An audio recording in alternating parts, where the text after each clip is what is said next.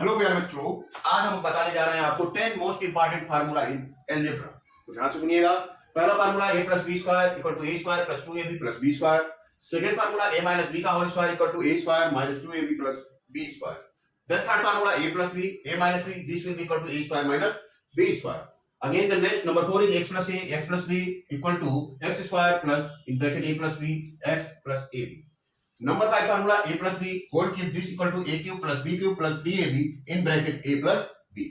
Now formula number 6 a minus b का whole cube equal to a cube minus b cube minus 3ab in bracket a minus b.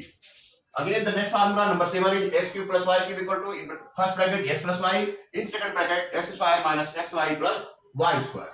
Next number 8 x cube minus y cube equal to first bracket x minus y second bracket x square plus x y plus y square. अब आते हैं formula number 9 पे x plus y plus z whole square equal to x square plus y square plus z square minus xy minus yz minus zx. हाँ, last formula most important x cube plus y cube plus z cube minus 3xyz. This is equal to x plus y plus z in bracket x square plus y square plus z square minus xy minus yz minus zx. तो ये थे 10 most